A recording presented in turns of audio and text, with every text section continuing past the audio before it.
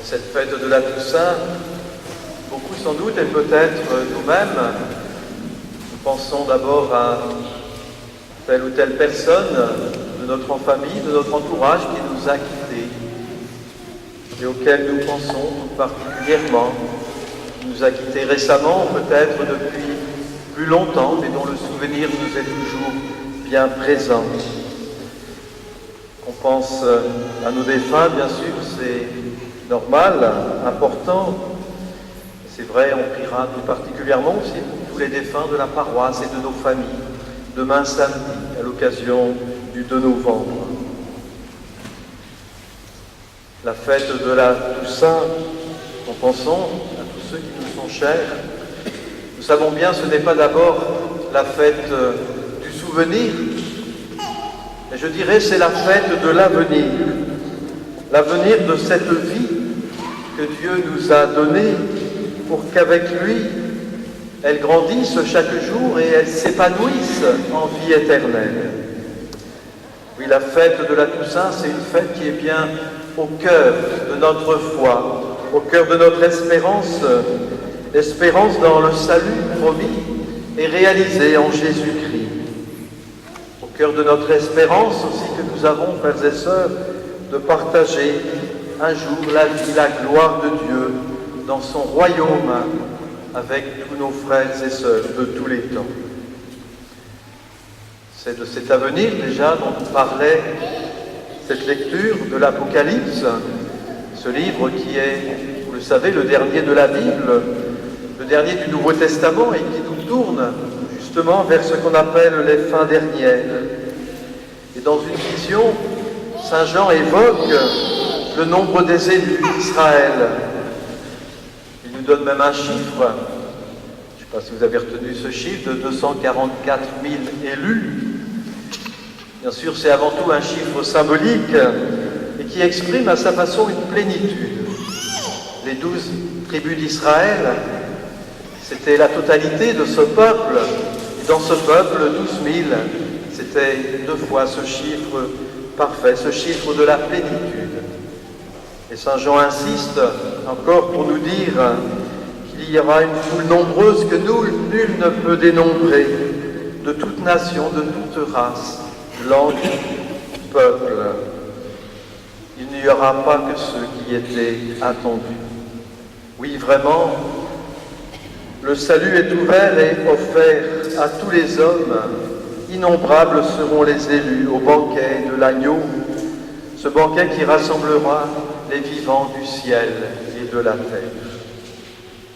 Oui, telle est notre espérance, cette espérance que nous fêtons tout particulièrement en cette fête de Toussaint. Et si la Toussaint nous tourne ainsi vers l'avenir, c'est bien aussi avant tout pour vivre chaque jour le présent. C'est vers notre vie de chaque jour que cette fête aussi nous invite à nous arrêter pleinement, car c'est chaque jour que nous sommes appelés à vivre la sainteté. La sainteté n'est pas réservée à quelques héros du passé, mais elle est un appel à vivre aujourd'hui. Chacun de nous, nous sommes appelés à grandir sur ce chemin. Les saints, vous savez que c'est le nom que l'on donnait au tout début de l'Église aux chrétiens, non pas qu'ils étaient parfaits, mais simplement parce qu'ils se réclamaient de Jésus. Car c'est bien lui, le Christ, qui est celui qui nous fait découvrir la pleine sainteté de Dieu. C'est lui qui, le premier, nous révèle ce chemin qui nous mène à Dieu. Ce chemin par lequel nous marchons, nous aussi, depuis notre baptême. Dès maintenant, nous sommes enfants de Dieu, nous disait Saint Jean, aussi dans la 2e lecture, même si nous ne voyons pas encore clairement tout ce que nous serons dans la lumière du ressuscité. Et ce chemin à vivre au présent dans les pas du Christ, eh bien c'est celui que nous venons d'entendre dans l'évangile des Béatitudes. Car ces paroles nous disent avant tout et mieux que d'autres le cœur de Dieu, ce souffle qui vient de lui et qui nous fait vivre dans son esprit. paroles disent avant tout le chemin, le témoignage que Jésus a vécu profondément, réellement parmi nous, nous révélant ainsi l'amour et la sainteté de Dieu. Et chacune des béatitudes lui nous renvoie, si on s'y arrête, à des paroles, à des actes de Jésus. Lui qui s'est fait pauvre de cœur, accueillant, attentif aux attentes de tous ceux qu'il rencontrait sur son chemin. Lui qui a manifesté la douceur, la miséricorde de Dieu en accueillant les pécheurs qui se tournaient vers lui. Lui qui a pleuré aussi son ami Lazare, qui s'est fait compatissant envers tous ceux qui étaient profondément marqués dans leur vie par la souffrance, l'épreuve. Jésus qui a été persécuté pour la paix, pour la justice, lui qui est mort sur une croix par amour des hommes, par amour aussi et confiance en son Père, en ouvrant ainsi à tous le chemin de la vie et du salut. Oui, chaque béatitude nous dit vraiment l'amour, la vie par lequel Jésus s'est manifesté à nous comme le Saint de Dieu. Ce chemin de la sainteté sur lequel bien, il nous invite à grandir, à nous risquer avec lui. Car c'est cela, la sainteté, ce n'est pas la perfection, mais bien de marcher avec le Seigneur tel que nous sommes, pour nous laisser habiter et transformer par son esprit. Accueillir cet esprit en nous pour qu'il soit chaque jour un peu plus, un peu mieux notre vie, notre force, notre lumière.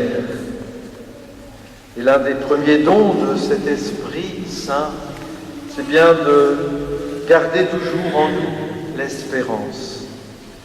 Peut-être parfois nous sommes découragés à cause de ce qui nous entoure, des autres, à cause aussi de ce que nous voyons dans ce monde, découragés aussi peut-être à cause de nos propres limites et faiblesses que nous avons de la peine à accepter.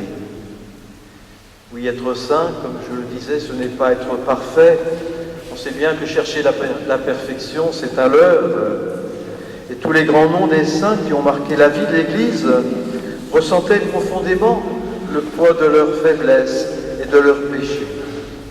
Mais si l'Église les a reconnus comme des saints, c'est à cause de la foi, de l'espérance qu'ils ont témoigné envers le Seigneur, parce qu'ils ont reconnu en eux la force de cet Esprit Saint, cet Esprit qui les a guidés, nourris sur le chemin de la conversion et de l'amour du Christ et de leurs frères.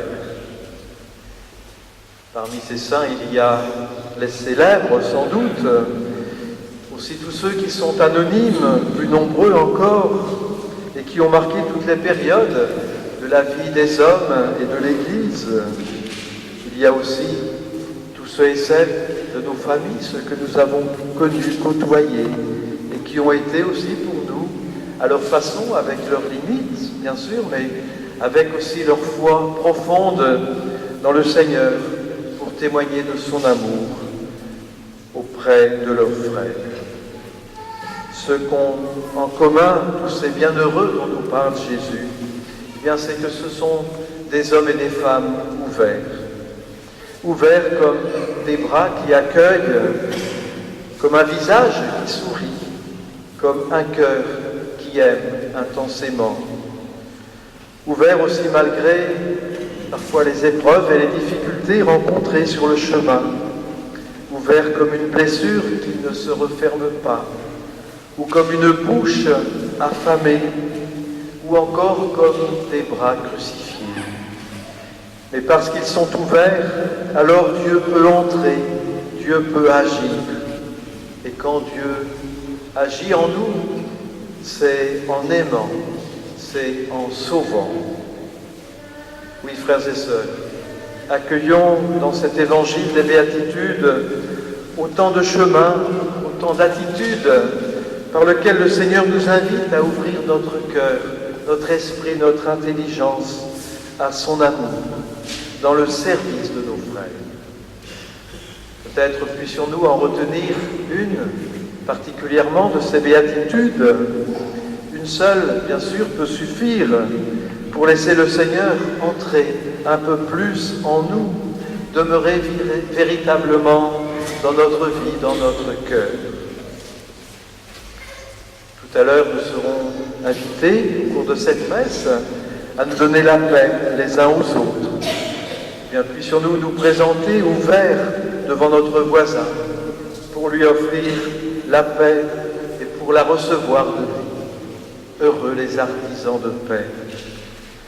Et quelques instants plus tard, nous serons invités à recevoir le corps du Christ. Bien, puissions-nous là encore nous présenter ouverts devant lui, car notre avenir, c'est lui. C'est lui notre bonheur. Bien, frères et sœurs, à vous tous, je vous souhaite bonne fête de tous. Amen.